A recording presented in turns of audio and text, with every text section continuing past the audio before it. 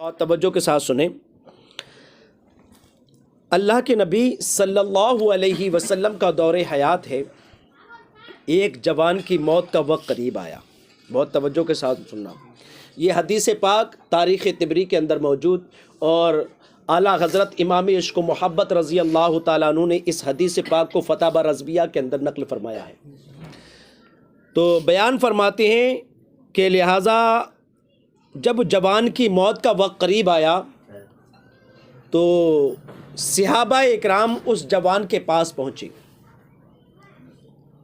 اور پہنچنے کے بعد اللہ کے نبی صلی اللہ علیہ وسلم کا فرمان عالی شان ہے کہ جب کسی کی موت کا وقت قریب آ جائے تو اس کے پاس میں بیٹھ کر کے کلمہ طیبہ کی تلقین کی جائے اسے، یعنی ہلکے ہلکے کلمہ طیبہ اس کے پاس میں پڑھا جائے۔ مزید دنیا کی باتیں یا رویا راٹ ہرگز نہیں کرنا چاہیے اس کے پاس میں بیٹھ کر کے، بلکہ اس کے پاس میں بیٹھ کر کے کلمہ طیبہ پڑھنا چاہیے، اور اتنی دھیمی آواز سے پڑھے کہ لہٰذا اس کے کانوں تک ہلکی ہلکی آواز پہنچتی رہے، اس کے کانوں تک ہلکی ہلکی آواز پہنچتی رہے، تاکہ جب اس کے کانوں سے یہ ہلکی ہلکی دھیمی دھیمی آواز کلمہ طیبہ کی ٹکرائے گی تو لہٰذا پھر وہ بھی کلمہ طیبہ پڑھ۔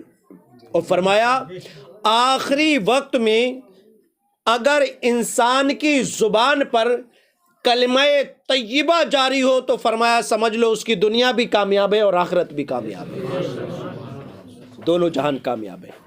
تو بیان فرماتے ہیں لہٰذا جب اس نوجوان کے پاس صحابہ اکرام پہنچے تو صحابہ اکرام نے اس جوان کو کلمہ طیبہ کی تلقین کی، تو وہ ہر بات کہتا تھا لیکن کلمہ طیبہ اس کی زبان پر جاری نہیں ہوتا۔ اللہ اکبر۔ یہ خبر امام الانبیاء صلی اللہ علیہ وسلم تک پہنچی۔ جب نبی کون و مکان صلی اللہ علیہ وسلم نے سنا تو امام الانبیاء صلی اللہ علیہ وسلم تشریف لے آئے۔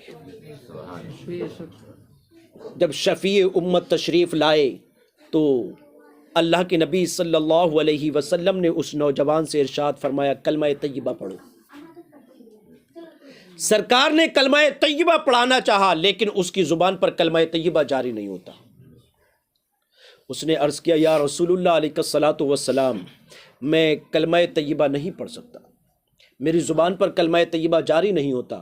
آقا میں کوشش کرتا ہوں کلمہ طیبہ پڑھوں لیکن میری زبان پر جاری نہیں ہوتا۔ میرے آقا صلی اللہ علیہ وسلم نے ارشاد فرمایا کیا اس کے والدین میں سے کوئی زندہ ہے؟ تو عرض کیا گیا یا رسول اللہ علیہ الصلوۃ والسلام، ہاں اس کی ماں زندہ ہے۔ فرمایا وہ کہاں ہے؟ تو عرض کیا یا رسول اللہ علیہ الصلوۃ والسلام، وہ یہاں سے ہٹ کر دوسری جھوپڑی میں رہتی ہے۔ آقا کریم صلی اللہ علیہ وسلم نے ارشاد فرمایا اس کی ماں کو بلایا جائے۔ ماں بڑھاپے کے عالم میں ڈنڈا ٹیکتی ہوئی میرے نبی کی بارگاہ میں حاضر ہو گئی۔ آقا کریم صلی اللہ علیہ وسلم کی بارگاہ میں حاضر ہو کر کے سلام عرض کیا۔ آقا کریم صلی اللہ علیہ وسلم نے سلام کا جواب دینے کے بعد ارشاد فرمایا اے بوڑھی ماں، کیا یہ آپ کا بیٹا ہے؟ بوڑھی ماں نے عرض کی یا رسول اللہ علیہ الصلوۃ والسلام، ہاں یہ میرا بیٹا ہے۔ ارشاد فرمایا میرے نبی نے کیا تم ناراض ہو اپنے بیٹے سے؟ کہا ہاں یا رسول اللہ میں ناراض ہوں۔ کہا کیوں؟ کہا اس لیے کہ اس نے مجھے بہت زیادہ ستایا ہے، اس نے مجھ پر بہت زیادہ ظلم و زیادتی کری ہے یا رسول اللہ علیہ الصلوۃ والسلام، اس نے بہت زیادہ میرا دل دکھایا ہے، میں اس سے بہت زیادہ ناراض ہوں۔ اللہ اکبر۔ میرے نبی نے ارشاد فرمایا لہٰذا تم اپنے بیٹے کو معاف کر دو، تم اپنے بیٹے کو معاف کر دو۔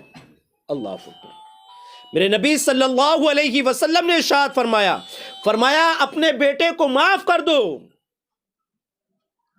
تو بوڑھی ماں نے عرض کیا یا رسول اللہ علیہ الصلوۃ والسلام، اگر آپ کا حکم نہ ہوتا تو میں کبھی اسے معاف نہ کرتی، اگر آپ کا حکم نہ ہوتا تو میں کبھی معاف نہ کرتی۔ یا رسول اللہ فرمان آپ کا ہے اس لیے یہ بوڑھی آپ کے قدموں پر اپنے سر کو جھکائے دیتی ہے۔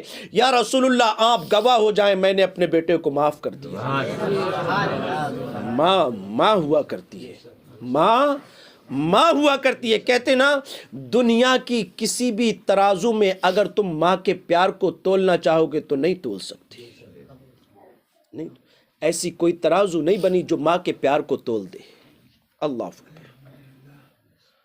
امام الانبیاء صلی اللہ علیہ وسلم نے پھر نوجوان سے ارشاد فرمایا اب کلمہ طیبہ پڑھو. تو اس نے جیسی ہی ماں نے معاف کیا فوراً اس کی زبان پر کلمہ طیبہ جاری ہو گیا. جب کلمہ طیبہ جاری ہوا، ادھر کلمہ طیبہ کا جاری ہونا تھا کہ فوراً روح پرواز ہو گئی. نوجوان انتقال کر گیا. میرے نبی صلی اللہ علیہ وسلم نے ارشاد فرمایا میرے مالک تیرا لاکھ لاکھ شکر ہے کہ تو نے اپنے محبوب کے صدقے میں اسے نار جہنم سے بچا دیا. اسے نارے جہنم سے بچا دیا، جہنم کی آگ سے بچا دیا. پھر میرے نبی نے ارشاد فرمایا تم اللہ و رسول کو گواہ بنا کر کے اپنے بیٹے کو معاف کر دو.